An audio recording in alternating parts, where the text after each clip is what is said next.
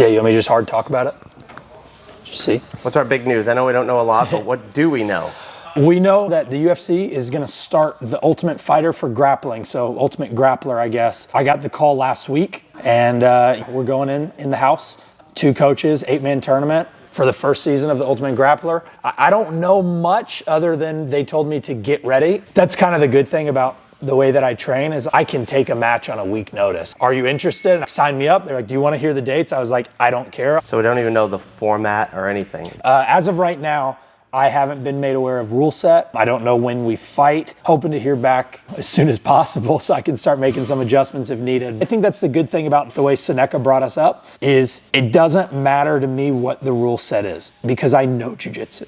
I'm good at jiu-jitsu. Whatever the formats they have, it's fine with me. But this is historic. This is the UFC putting their full weight behind what ultimately launched the UFC into what we know it as today, the Ultimate Fighter. Yeah, it's a crazy thing to like get a call for because you nailed it. It's like every UFC fan knows like the cast of season 1. That's a historic moment. You kind of have that thought of like, wow, you'll be on season 1. Which cast member are you?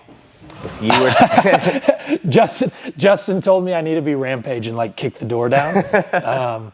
But that definitely won't be me. Don't be the boring guy. I know. It just takes a lot to get under my skin. You can be really nice to me and I'm gonna try to strangle you. You can be really mean to me and I'm still gonna try to strangle you. And it's 7 other guys that are trying to do the exact same thing I'm doing. I found this at the PGF. The PGF took 20 of like the top grapplers in the world and they put us all together every day for a week. That was the place I felt like the most at home. Some people don't understand what that pressure's like. And so being at the PGF around 20 other athletes that like they know exactly what I'm going through. It's just cool to be around that kind of guy. What was EBI like? EBI was a tournament that I've wanted to be in since I was like a little kid, right? Since the first EBI. I remember thinking like, how can I get into EBI? Like applications and like sending emails to Eddie Bravo, which is hilarious of like, Did you? Oh yeah. Did it work? It didn't. No. But how did it work? There's a fun story, I believe. PGF happened. That kind of blew everything up. My first match at PGF opened a lot of people's eyes. And that match was a year ago today. So in my last fight at PGF, me and Travis Thomas just had this like crazy war. And while I'm fighting, Eddie Bravo's kind of like sitting, like watching my dad and Mary like sneaking up right behind Eddie. And Eddie's like, who is that? And Dad was like, oh, that's my son. They got to talking and Eddie was saying that they had an alternate spot available for EBI.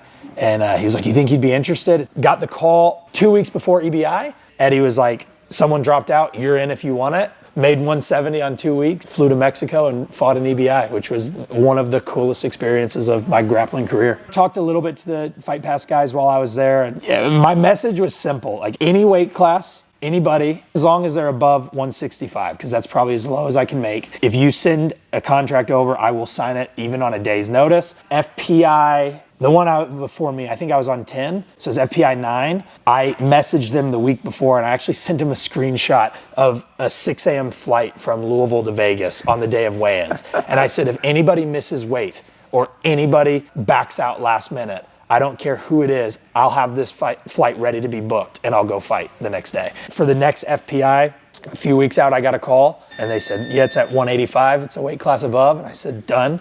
Do you want to know the opponent? It doesn't matter. I've got to fight on FPI. And then that kind of led to where we're at now. And honestly, dude, I think everybody goes through this a little bit. I felt like I deserved to be where I'm at now years ago.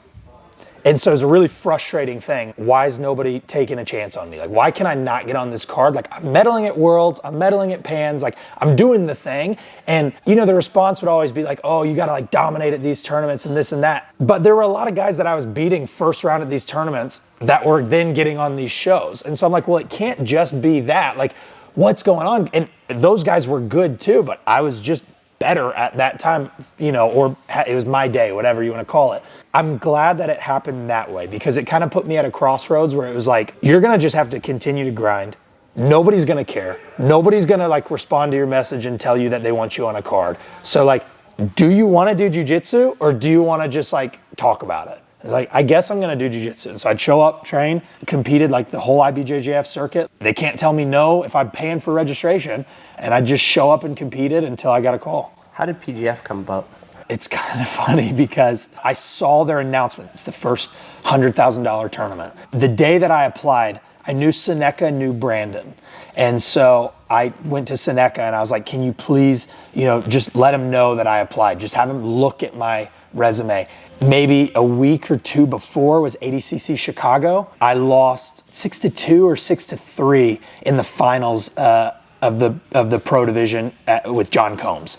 And so had a really good run, like silver medal ADCC Open against a good guy. It was like one of my first like higher profile guys that I'd fought, and John's a savage. I know BMAC was there. I don't know if he saw some of the matches, so maybe that kind of put me on his radar. And then Seneca was like, hey, can you take a look? Like, this is my guy. Like BMAC said it on the broadcast, like, Seneca called him and like personally like hand selected me. So yeah, BMAC called me and was like, you think you're ready? And I was like, I know I'm ready, but you just have to give me a chance. Shout out to BMAC for that, because he was one of the only people that he was like, done. And I'm like, do I need to do anything? He's like, no, done. And then a couple weeks later, it's like, announcement, you're in. I'm like, oh man, I'm actually in this thing. And then, I knew that was like a big opportunity for me, and I really didn't want to blow it. And so my whole perspective going into PGF season 6 was like, I don't care if I win this thing. I don't care if I lose this thing, but I'm going to be the most entertaining person here. And my jiu-jitsu is going to be fireworks the whole time. And I felt like I did that. I felt like I had a lot of people say that, they thought my jiu-jitsu was exciting. And yeah, it was a good tournament. The team won. So it was like $100,000. It was a dream come true, dude. It really was. Like, I don't think I ever had a super fight. Like everybody gets on like these cards. I think I had one. They did an MMA show. I got in. All the other super fights like I'd apply for, nothing. And then all of a sudden I'm on PGF, like fighting in front of rock stars and like, super high level people, and like Hodger Gracie's sitting there coaching against me. It's like, oh man, don't mess up. I'm just sad that you can't get tickets to these things. Dude, well, the UFC FPI, I didn't get any tickets. So if you watch FPI, you see my dad and my girlfriend in my corner, because I was like, you guys are coming. And then they were like, you have no spectators, but you get 2 cornermen. And I was like, all right. That's like funny. My girlfriend who knows nothing about jiu-jitsu, you're going to be my cornerman. Like it was Perry pretty funny. Yeah. I was like, you got this. Couldn't ask for any better, man. Guys, this has been super fun to kind of like document the journey. I used to really enjoy, when I was little, watching like people's road to Metamoris, road to ADCC, road to this when I was a kid. So it's a little bit surreal to have Brian in here showing the journey, if you will. Yeah, we're going to keep documenting this a little bit. We're going to film our whole road to the Ultimate Grappler, show you guys some like inside training, show you guys how we're preparing, and then just other stupid stuff that we do up there. Listen here, 61 years old, still trains twice a week on the mats. 61. What are we talking about? I don't know. What do you think about your son and his new opportunity? I think he's earned it. Well, you're looking jacked. You're looking more jacked than usual. Always jacked, Brian. Dude, what the? It'd be awesome if you liked the video, subscribe, click the little bell. I found out what the bell does. What does it do? The do? bell alerts you for the video. It's a notification bell. As you can tell, I'm really good with technology too. But please follow the journey.